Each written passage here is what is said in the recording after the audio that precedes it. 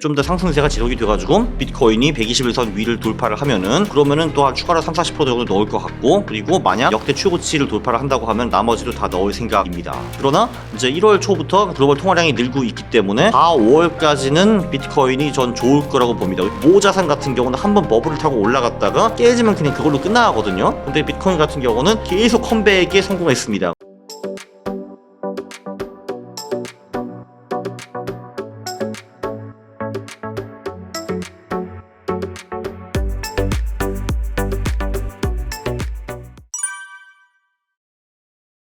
네, 안녕하세요. 강원국입니다. 저는 3년 전에 퇴사를 했고, 지금은 전업투자자, 작가, 유튜버로 살고 있습니다.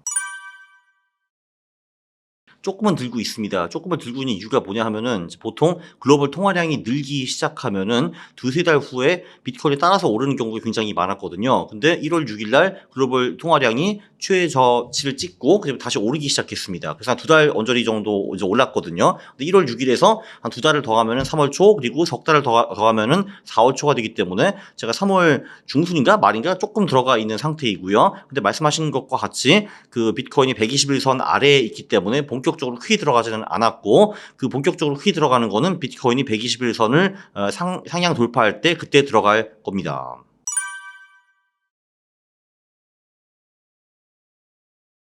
네, 일단 글로벌 통화량을 통해서 일단 어느 정도는 들어가 있는 상태이고요. 이제 많지는 않고, 이제 제가 이제 코인의 맥시멈으로 투입하는 자산 10% 정도 지금 들어가 있는 상황이고요.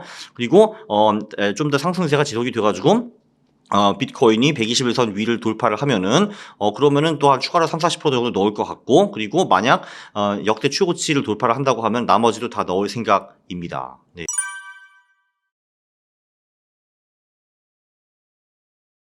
사실 인제 올해 초까지만 해도 25년에 폭발적인 상승장이 있을 거라고 생각을 했는데, 지금은 인제 그 트럼프가 하는 거 보니까 그럴 가능성이 점점 더 떨어지고 있고요. 사실 근데 그런 거 전망을 하는 거는, 사실 제가 솔직히 전망하는 이유는 유튜브에서 구독자를 끌어모으기 위해서 인제 하는 거고, 제가 돈을 거래하는 방법은 실제로 가격이 올랐을 때 따라가는 추세 추정 전략을 쓰고 있거든요. 네, 그래서 인제 제가 이미 그 전에 공개한 방법대로 거래를 할 생각입니다. 그래서 지금은 이제 아직도 이제 4분기에 한번 큰 상승장이 올 수 있을 가능성은 꽤 있다고 보기는 하는데, 그 확률이 제가 연초에 본 것보다는 확실히 떨어진 것도 사실이며, 네, 그리고 이제 저는 이제 결국은 그냥 가격을 따라갈 것이다라고 보면 될 것 같습니다. 네. 일단 비트코인은 지금 하향 추세를 벗어나지 못했고요. 그건 확실하고.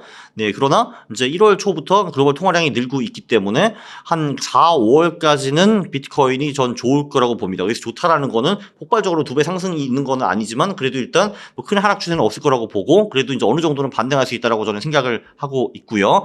그리고 이제 한 6월부터 9월까지는 비트코인 그리고 알트코인 시장이 통상적으로 워낙 안 좋기 때문에 올해도 뭐 큰 기회가 있을 것 같지는 않습니다. 특히 이렇게 이제 트럼프가 요번에 이제 관세를 세게 때렸는데, 과거 사례를 봐도 이렇게 큰 관세가 시작되었을 경우에는 한 6개월 정도는 주식 시장도 굉장히 안 좋더라고요. 그거는 지금뿐만이 그런 게 아니라 2018년에도 사실 그랬고, 그리고 그 전에도 미국이 관세를 때린 적이 몇 번 있었죠. 1930년에도 그랬고, 그리고 이제 더 전까지 가보면 19세기 같은 경우는 유럽, 미국 다 관세를 때린 사례가 있었는데, 전반적으로 관세 때린 후에 한 6개월 정도는 주시장이 별로 좋지는 않았습니다. 근데 주시장이 안 좋으면은 코인 시장도 좋을 리가 별로 없거든요. 근데 4월에 관세를 때리셨기 때문에 원래 6월부터 9월까지 비트코인이 안 좋은데 이런 악재까지 있기 때문에 갑자기 비트코인이 이번 6월, 9월에 기적적으로 상승할 가능성은 더 낮아졌다고 생각을 합니다. 근데 이제 보통 4분기가 비트코인이 원래 좀 좋은 시기이기도 하고요. 그리고 그러면은 이제 관세를 한 6개월 정도 지났기 때문에 이제 시장이 어느 정도 적응을 했을 거고, 그리고 만약에 9월까지 정말 시장이 많이 떨어진다라고 하면은 그때부터는 반등이 나올 수 있다라고 생각을 합니다. 근데 안타깝게도 이제 다 이제 종합을 해보면은 지금 비트코인 가격이 이제 8만 뭐 3천 불인가 뭐 이런데, 근데 일단 그래도 지금부터 9월까지는 떨어질 가능성이 충분히 있고, 이제 4분기에 상승할 것 같긴 한데, 그건 어떻게 보면은 이제 8만에서 뭐 15만, 20만 찍는 대세 상승장이다기보다는 좀 이제 반등 상승 요 정도가 아닐까 싶습니다. 네.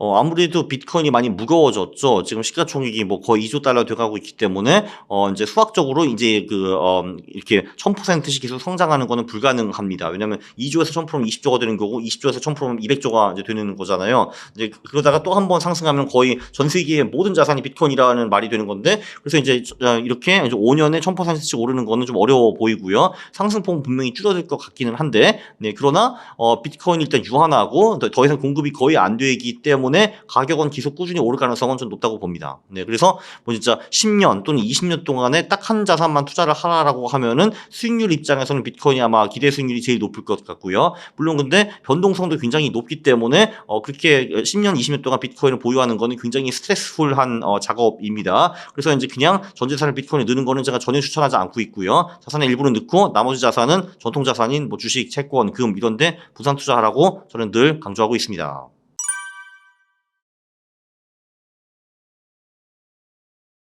일단 기본적으로 아직도, 그러니까 비트코인 같은 경우는 뭐 아니면 도죠. 그러니까 말씀하신 대로 많은 전문가들은 이게 계속 지속적으로 상승할 것이다라고 믿고 있고, 그리고 어떤 사람들은 아직도 비트코인이 가치가 빵이라고 생각하는 사람도 아직도 꽤 많이 있습니다. 그것도 굉장히 유명한 투자자들 중에서도 있어요. 예, 그래서 이제 뭐 아니면 도라고 이제 볼 수가 있는데, 저도 이제 뭐 쪽 사람이기는 합니다. 이제 왜냐면은 사실 이게 매일 이게 정말 도 자산, 그러니까 정말 빵으로 가는 자산이었으면은 비트코인이 말씀하신 것처럼 진짜 7, 80% 빠진 사례가 굉장히 자주 있거든요. 예를 들면 뭐 2014년, 18년, 22년 요때. 근데 이게 보통 모 자산 같은 경우는 한번 버블을 타고 올라갔다가 깨지면 그냥 그걸로 끝나거든요. 근데 비트코인 같은 경우는 계속 컴백에 성공했습니다. 14년에 80%, 90% 깨진 다음에 다시 역대 최고가 돌파했고, 18년에 또 80% 깨졌는데 또 역대 최고가 돌파했고, 22년에도 또 70% 깨졌는데 다시 역대 최고가를 돌파를 한 거 보면은 이거는 그냥 이제 1년, 2년 왔다가 사라지는 유행은 확실히 아니다라는 거는 이제 점점 이제 맞는 것 같고요. 그리고 특히 이제 작년부터 미국 정부가 비트코인 공식으로 인정하기 시작했고, ETF도 허용했고 했기 때문에 일단 세상에서 가장 큰 정부 차원에서도 이제 인정을 받았다라고 볼 수가 있습니다. 네, 그리고 비트코인이 왜 계속 상승하냐라고 보면은 일단 첫 번째, 이 비트코인처럼 해외로 자산을 보내기가 쉬운 자산이 없습니다. 근데 그게 지금 정치적 불확실성이 고조가 되고, 그리고 지정학적 위기가 계속 이제 커지면은 그 기능이 굉장히 중요한 기능이고요. 일단 그러니까 해외로 자산을 자유롭게 보낼 수 있다라는 거.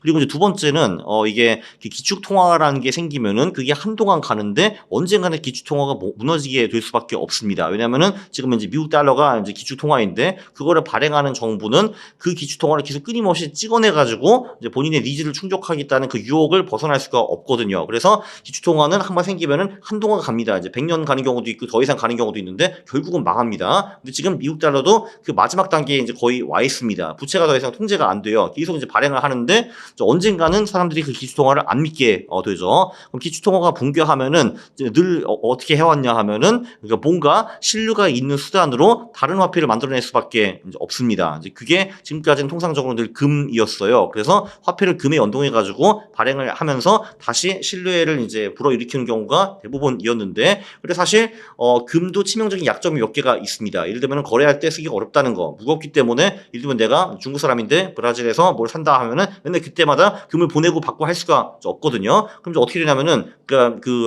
금을 어딘가 갖다 놓은 다음에 내 금 여기 있어, 내가 너한테 종이를 줄게, 그럼 너는 나중에 필요하면 그 종이를 가지고 금을 쓰면 된다, 이런 식으로 하는 거거든요. 자, 근데 뭔가 이제 정치적인 이슈가 발생해 가지고 이제 브라질 사람이 와가지고 금 줘 하면은 너 안 줘 임마 하면은 이제 할 수 있는 방법이 없거든요. 이런 문제가 있어요. 금 같은 경우는 왜냐면 물리적으로 실제로 왔다 갔다 할 수가 없기 때문에. 근데 비트코인은 사실 그걸 업그레이드한 디지털 금이라고 이제 볼 수가 있는 거죠. 한마디로 금의 단점을 상당 부분 보완했다라고 볼 수가 있습니다. 자, 그러면은 미래의 화폐는 결론적으로 이제 금 and or 비트코인이 연동될 수밖에 없다라고 저는 이제 보거든요. 왜냐면 이제 전 세계적으로 이제 신용이 있고, 그러니까 범용적인 화폐가 발행이 되어야 되는데, 일단 그 화폐에서 제일 중요한 거는 공급이 어렵다라는 거, 공급이 크게 늘지 않는다라는 게 중요한 건데, 그거를 충족할 수 있는 자산이 사실 금과 비트코인밖에 없는데, 이 중에서 사실 굳이 하나를 뽑으라고 하면은 이제 비트코인이 좀 더 적합한 거죠. 네, 그렇기 때문에 미래 화폐는 금 또는 비트코인이 연동될 수밖에 없다라고 생각하는데, 그렇기 때문에 비트코인이 굉장히 유력한 자산이다라고 볼 수 있습니다.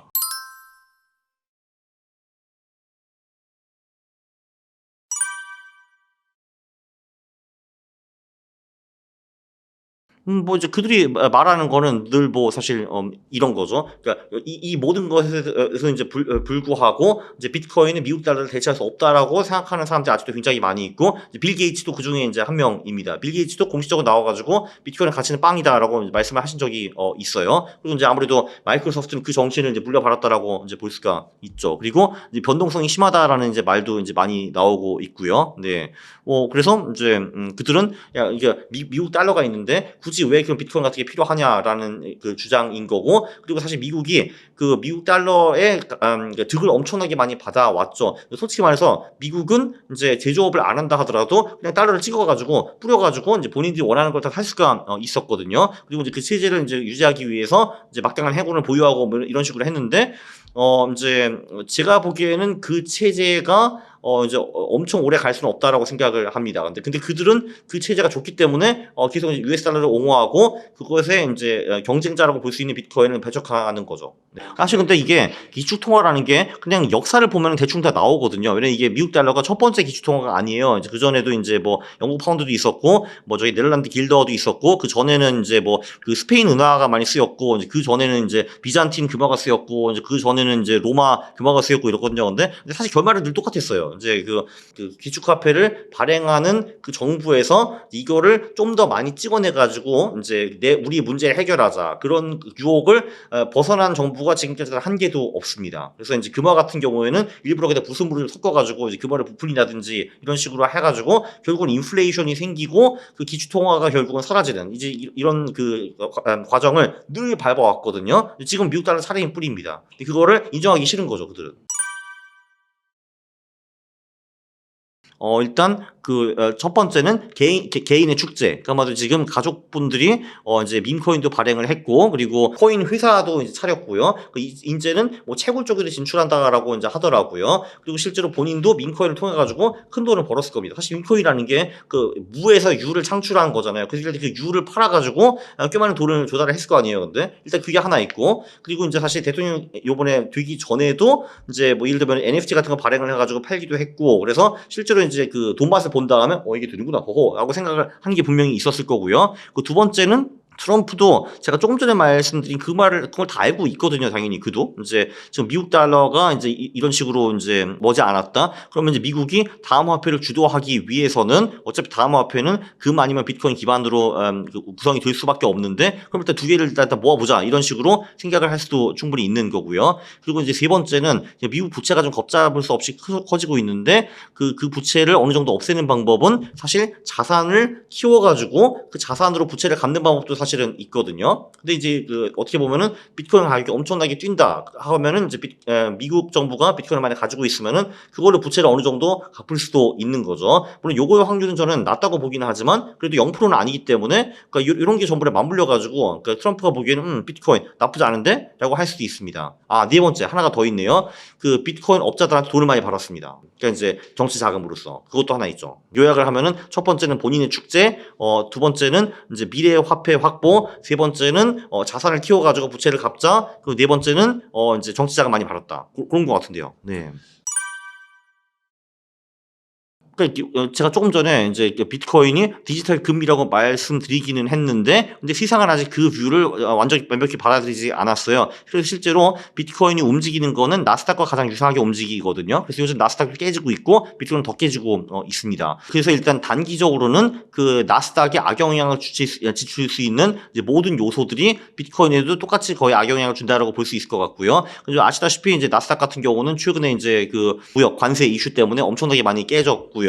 네, 그리고 사실 그 전에도 딥시크 모먼트, 그러니까 한마디로 빅테크가 그 나스닥이 지금까지 잘 나갈 수 있는 이유는 뭐였냐 하면은 이제 이 시장이라는 거는 보통 이제 백인들이 뭔가 창조적인 활동을 하고 기발한 상품을 만들고 이제 황인종들은 그걸 보고 있다가 베낍니다. 이게 이제 시장에 들어가는 흐름이거든요. 근데 이제 빅테크가 주장한 거는 AI까지는 못할 걸 이들이 이런 거였거든요. 근데 중국이 보고서 아니야 우리 할 수 있어 해가지고 실제로 그 이제 AI 쪽에서도 모든 기발한 발명한데 백인들이 했으나 우리 중국 친구들이 그거의 99% 정도 이제 성능이 되는 거는 따라할 수 있다라는 게 입증이 되었습니다. 그러면은 이제 결국은 빅테크 입장에서는 투자를 엄청 많이 하고 기발한 발명은 많이 했는데 결국은 이득은 쟤들과 같이 나눠야 되는 이런 꼴이 된 거죠. 그렇기 때문에 저는 빅테크의 가치가 많이 감소되었다라고 이제 봅니다. 그래서 이제 그런 거 플러스 지금 당연히 이 관세질이 나스닥이 안 좋기 때문에 이제 빠지고 있거든요. 그래서 이 흐름이 계속되면은 이건 비트코인에도 안 좋다고 봅니다, 저는. 또 하나는 이제 그 통화량, 이게 이제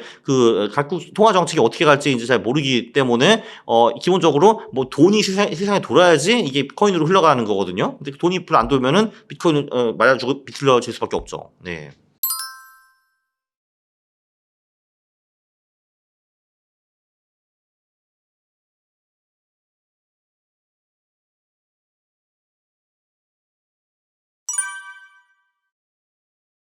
그게 왜 존재하는지 모르겠습니다, 사실. 아니 그러니까 물론 이제 알트코인은 다 쓰레기인데 이제 리플도 그냥 같은 쓰레기라고 저는 보고 있습니다. 그러니까 쓰레기가 소송을 안 받아도 안 쓰레기인 건 아니라라고 생각을 하고요. 물론 이제 일시적으로 이제 그게 호재로 작용할 수는 있다라고 생각을 하는데 근데 요즘 악재가 너무 많이 많아 가지고 그 정도 호재는 호재로 먹힐 가능성은 별로 없다고 저는 보는 사람입니다. 그럼 이제 왜 내가 리플을 쓰레기라고 말하는지 설명을 해야 될 건데요. 저도 사실 2017년에부터 이제 리플을 많이 썼습니다. 리플이 왜 좋냐 하면은 이게 우리가 딴 나라에 이제 송금을 할 때는 이제 우리가 은행에 가야 되고 서류도 이제 만들어야 되고 그리고 그러면은 이제 각각 은행에서 수수료를 또 뗍니다. 이제 그러니까 한국은행 그리고 이제 받는 은행에서 수수료를 떼고 그리고 우리가 특정 금액 이상을 해외로 보내려고 하면 그게 막히는 경우도 되게 많아요. 그러면 이제 뭔가 설명을 해야 되거든요. 한국은행 가가지고 이제 우리는 뭐 해외 투자를 하고 싶습니다. 아니면은 뭐 우리 가족이 살고 있습니다. 해가지고 또 이제 설명도 막 하고 그래야 되고 그리고 그 송금을 해서 받을 때까지 시간도 한 뭐 이틀 3일 걸릴 수도 있는 거거든요. 굉장히 번거롭죠. 리플 같은 경우는 내가 이제 암호화폐 거래소에서 리플을 사가지고 그 리플을 타 거래소로 보내는데 5분이면 되거든요.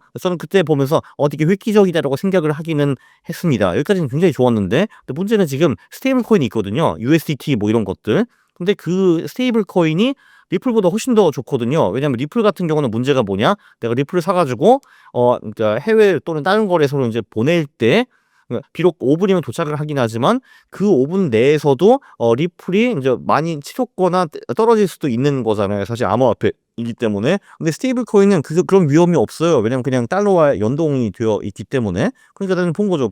야, 지금 스테이블 코인이 있는데 리플을 누가 쓰니? 라는 게 제 생각입니다. 그래서 이제 스테이블 코인의 등장으로 전 리플이 쓰레기가 됐다라고 생각을 하는 거죠. 네.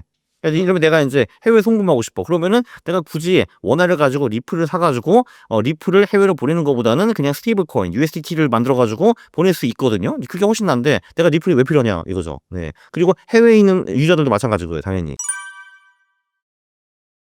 근데 스테이블 코인은 우리가 사실 이제 뭐 가격이 이제 오르는 거를 기대하면서 투자를 할 수는 없는 거잖아요. 그냥 달러니까 사실 달러와 똑같은 거기 때문에 그래서 투자 가치는 이제 별로 없는데 근데 이제 사실 그러니까 리플의 가치가 무엇인가라고 보면은 이제 빠른 송금 이런 거잖아요. 근데 빠른 송금을 할 수 있는 더 좋은 수단이 생겼는데 얘가 무슨 가치가 있느냐라는 게 생각이죠. 그렇다고 해서 리플에 뭐 아예 투자하지 말라는 거 아닙니다. 알트코인은 어차피 다 쓰레기고 이제 사실 쓰레기라는 걸 인지하고 그냥 가격 흐름에 따라 가지고 추세가 생기면은 그때 따라 붙어가는 추세 추정 전략을 쓰면은 리플도 똑같은 투자처인데 절대로 리플이 뭔가 가치가 있고 미래 활용도가 있다고 생각하지는 말라는 거죠, 저는. 네. 그러니까 우리가 투자를 할 때 이제 무가치한 자산에도 분명히 투자를 해서 돈을 벌 수가 있습니다. 근데 그게 무가치한 자산인가 가치가 있는 자산인가 아는 건 중요하다고 생각해요. 네. 저도 그걸 한번 찾아봤는데 그거는 그냥 코인계 망상이라고 보시면 될 것 같은데요, 솔직히. 기본적으로 그러니까 이제 이 코인쟁이들은 이제 뭔가 어떤 사건이 터지면은 다 어떻게 어거지고 코인이 연결해 가지고 "우리 코인이 이렇게 될 수밖에 없어."라는 주장을 펼치거든요. 그래서 이거는 지극히 인제 조심하셔야 되고요. 실제로 재무부에서 "네, 우리는 리플을 통해 가지고 이거 하겠습니다." 한 거 나오지 않으면은 그냥 절대로 믿으시면은 안 됩니다. 네. 그리고 이제 이것도 또 중요하신 건데 이제 코인쟁이들은요. 이게 뭐 세상이 좋든 나쁘든 무역 전쟁이 있든 말든 환율이 오르든 말든 인제 뭐 전쟁이 터지든 안 터지든 무조건 다 코인이 좋다 그래요, 그게. 전쟁이 터서 "와 코인 오를 것이다." 전쟁이 종료돼서 "와 코인 오를 것이다." 금리가 내렸어. "와 코인 오를 것이다." 금리가 인상해서 "와 코인 오를 것이다." 맨날 무조건 코인이 오른대요, 근데. 그래서 인제 코인에 대한 전문가들은요 어떻게 찾냐면은 일단 그 X의 주로 다 몰려 있고요. 그러니까 한국인 다 배제하셔도 되고요. 필요 없고 이제 그 해외 분들인데 그 해외 분들이 한 몇십 년 동안 그러니까 시장에서 살아남으면서 주식이나 선물 같은 걸 하시다가 코인도 하시는 분들 이제 이런 분들의 내용이 훨씬 더 객관적입니다. 한마디로 소비 코인쟁이들은 그냥 믿으면 안 돼요, 그냥. 네, 그렇습니다. 지금은 빵원이 맞는 것 같고요. 근데 인제 그럼 알트코인을 우리는 왜 사느냐? 다 쓰레기인데 왜 샀냐를 고민을 해 보는 건데 그러니까 비트코인이 상승 추세가 강할 때는 알트코인이 보통 그거보다 수익이 더 높게 납니다. 그 한마디로 인제 그게 어떻게 보면은 알트코인이 비트코인의 파생 상품이다라고 보시면 될 것 같아요. 예를 들면 이제 비트코인이 강하게 2배 올랐다 하면은 알트코인은 뭐 4배, 5배 오를 수 있다라고 보고요. 그리고 이제 반대로 비트코인이 꼬꾸라지면은 얘네들은 이제 더 빠지는 거죠. 늘 그 패턴이 반복되어 왔습니다. 그러니까 지금은 누가 봐도 비트코인의 상승 추세가 아닌데 근데 이러면 4분기에 강한 상승 추세가 왔다라고 하면은 그때는 알트코인은 충분히 들어갈 수가 있습니다. 알트코인이 가치가 있어서 그런 게 아니라 그냥 비트코인 상승장에 같이 참여해 가지고 좀 더 많은 수익을 내기 위해서 이렇게 보시면 될 것 같고요. 그리고 어떤 알트코인을 사느냐? 저는 그냥 그냥 시가총액 위에 있는 알트코인들을 다 그냥 똑같은 배분으로 사는 것이 나쁘지 않다고 생각합니다. 그 가장 심플한 방법은 이거예요. 일단 비트코인 가격이 그 120일 이동평균에서 위냐 아래냐를 확인을 하시고요. 참고로 지금은 아래입니다. 그래서 그 비트코인 가격이 120에서 아래라고 하면은 그 비트코인 알트코인 전부 싹 다 팔아버려요. 일단 필요 없어요. 그 하락 그거는 하락 추세이기 때문에 둘 다 가지면 안 되는 거고요. 그리고 이제 상승 추세로 접어들었다. 그러니까 비트코인이 120일 선을 넘어갔다라고 할 경우에는 자산을 50대 50으로 나누시고 50%는 비트코인을 사시고 나머지 50% 가지고는 상위 12 비트코인을 그냥 사세요. 네. 그리고 언제 파느냐? 다시 비트코인이 120에서 아래로 떨어지면은 비트코인, 알트코인 둘 다 싹 다 팔아버리는 겁니다. 그게 이제 사실 가장 심플한 전략이라고 저는 생각을 해요. 네. 그리고 인제 꼭 '나는 존버를 하고 싶다. 난 그런 타이밍 돼 가지고 사고 파는 거 못 하겠다.' 하시면은 그냥 비트코인만 하세요. 알트코인은 장기 투자 대상이 절대로 아닙니다. 네. 자 그렇죠. 알트코인은 그냥 비트코인이 강한 상승 추세에 있을 때 그때만 수익을 낼 수가 있고요. 이제 당신이 인제 알트코인을 5 년, 10년 보유한다고 해서 그걸로 돈을 벌 수는 없을 겁니다. 그러니까 장기 보유는 안 돼요. 네.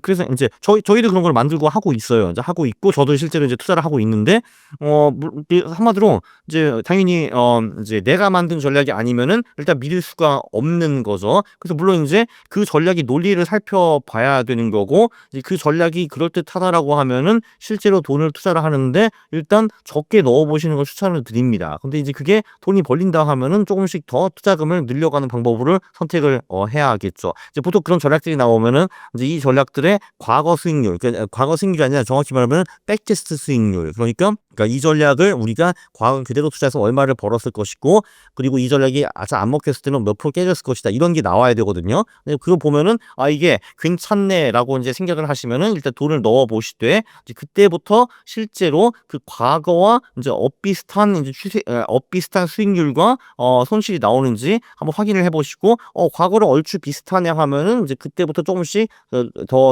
큰 돈을 투자하는 것이 맞죠. 근데 참고로 인제 그런 인제 소위 퀀트 전략들 중에서 코인 전략들 중에서 과거 균이 잘 먹힌 전략 중에서 한 80-90%는 인제 런칭된 후에 좀 실망스러운 수익을 보인 경우가 네 일반적이었습니다. 그러니까 좀 이제 조심하게 접근할 필요는 있다는 거죠. 네. 이게 해킹이 두 가지 방법이 있는데요. 거래소 자체를 해킹하는 방법도 있어요. 예를 들면 요번에 현명한 북한 해커들이 저기 마이비트라는 중국 거래소를 해킹을 했거든요. 마이비트가 세계 2 위권이기 때문에 꽤 쇼크가 컸습니다, 그게. 근데 두 번째는 또 뭐냐 하면은 거래소 자체를 해킹하는 게 아니라 이제 그 유저의 아이디와 패스워드를 해킹하는 경우도 있습니다. 그거는 훨씬 더 자주 있는 일이고요. 그러니까 뭐 예를 들면 이런 거죠. 인제 내가 인제 네이버에서 메일을 사용하고 있는데 네이버 자체를 해킹하는 거 굉장히 어려울 텐데 근데 내가 쓰는 네이버 메일 아이디와 패스워드 해킹하는 거는 그거보다 훨씬 더 쉬울 거 아니에요, 근데. 그래서 이런 식으로 가는 경우가 훨씬 더 많죠. 근데 거래소 자체를 해킹하는 거보다는. 그래서 제가 아는 내노라한 이제 코인 인플루언서 중에서도 몇 억을 해킹당한 사람도 또는 몇십억 해킹당한 사람들도 여럿이 있습니다. 제가 아는 사람들 중에서도요. 그래서 우리가 할 수 있는 거는 이제 완벽한 보안은 사실 이제 없는데 일단 그 보안 체계를 강화를 해야겠죠. 대부분 거래소들은 국내 해외 예외 없이 이제 3FA 그러니까 3팩터 어덴티피케이션을 제시를 하는데 일단 아이디 패스워드가 첫 번째이고요. 그 이제 두 번째는 뭔가 나만이 갈 수 있는 가질 수 있는 물건을 통해서 이제 뭔가 해결을 한다. 이게 한마디로 이제 이러면은 내 이메일이라든지 내 OTP 또는 내 핸드폰에 있는 패스워드 뭐 이런 거 핸드폰에 무슨 시그널이 온다든지 이런 식으로 해가지고 보호가 가능하고 세 번째는 내 몸에만 있는 이제 고유 이제 팩터죠. 아마 그게 이제 이제暗구가 되었든 지문이 되었든 뭐 그런 거 있잖아요. 그래서 도일수록 그 세 개를 다 하시는 것이 굉장히 중요합니다. 그래야지 최소한 그 두 번째 해킹 방법을 이제 어느 정도 방지를 할 수가 있는 거고요. 그리고 어떤 거래소 같은 경우 대부분 거래소들은 내가 지정한 그 주소에만 돈을 송금할 수 있는 기능도 있습니다. 예. 그 이제 나는 이제 내가 돈을 뺄 때는 A 계좌만 가능해 이렇게 딱 해놓으면은 A 계좌가 아니라 B 계좌로 돈을 벌려고 하면 저한테 메일이 와요. 정말 너 B 계좌로 벌는 거 맞니? 뭐 이런 식으로. 네. 그런 식으로도 좀 방지를 할 수가 있고요. 또 중요한 거는 거래소를 여러 개 사용하는 거예요. 특히 이제 해외 거래소들은 와일드 웨스트가 굉장히 많거든요. 그래서 사실 이제 바이낸스가 가장 큰 거래소인데 거기도 해킹이 불가능하냐? 절대 아닙니다. 가능해요. 거기도. 그렇기 때문에 이제 거래를 할 때도 여러 거래소에 내 자산을 분산하는 거 굉장히 중요합니다. 왜냐면은 가장 간단한 거는 비트코인이 제대로 상승장을 못했기 때문에 그렇죠. 사실 그게 제일 큰 거죠. 사실 이게 11월에 대선이 끝났을 때부터 12월까지 그때 이제 한 달 동안 엄청난 강세장이었는데 그때는 알트코인이 확실히 비트코인을 압도적으로 능가했었습니다. 그래서 이제 요 상승 추세가 좀 더 계속 갔으면은 알트 파티가 계속되었을 거라고 저는 생각을 하긴 하는데 그게 끝나버린 거죠. 이게 이런저런 이유로. 네. 그러니까 왜냐면 17년에도 그렇고 21년에도 정말 광기 어린 암호화폐 초강세장이 있었는데 그게 24년에 오지 않았어요. 네. 그러니까 알트코인도 같이 오를 수 없죠. 네. 그렇죠. 네. 지금까지는 없어요. 왜냐면 이게 비트코인이 이렇게 강할 수 있는 이유가 일단 그거를 만든 사람이 사라져 버렸고 네 누구도 그 공급을 건드릴 수 없다라는 게 엄청난 무기이거든요. 네 그리고 이제 또 하나는 인제 그러니까 그쵸. 제일 중요한 거는 그걸 만든 사람이 어디론가 사라져 버렸다라는 거예요. 이게 왜냐면은 알트코인 같은 경우는 일단 첫 번째 기축 통화랑 마찬가지로 내가 이제 이러면 알트코인을 발행을 했어요. 그러면은 내가 그거를 더 많이 발행하겠다는 유혹에 빠질 수밖에 없거든요, 사람은 이게. 그럼 나도 돈이 되는데 이익이 되기 때문에. 그리고 두 번째는 정부 기관에서 뭔가 저기 못마땅하다 생각하면 그 사람을 불러 가지고 족칠 수가 있잖아요. 이제 그런 문제가 있고 그래서 "야 지금 니네 알코올 룰이 이래? 바꿔." 이렇게 할 수도 있는 거잖아요, 그게. 예. 그러면은 어떻게 할 수가 없잖아요, 걔는. 네. "고문 좀 시켜라." 하면은 하는 거죠, 그게. 네. 근데 이런 식으로 인제 코인을 만들어 놓고 본인은 여기서 이득을 전혀 취하지 않으며 사라진다. 이게 미래에도 이제 굉장히 가능하기 어려운 방법 이거든요. 그렇기 때문에 비트코인을 대체할 수 있는 수단이 나타나는 게 확률이 낮은 편이죠, 꽤. 네. 근데 일단 비트코인이 해킹당하기 전에 일단 우리의 금융 시스템이 먼저 무로 돌아가지 않을까요? 제가 보기에는 금융 기관들이 사용하는 인제 암호화 방식이 훨씬 더 허술한 걸로 저는 알고 있거든요, 비트코인보다. 예. 그래서 그게 일단 먼저 문제일 것 같은데요.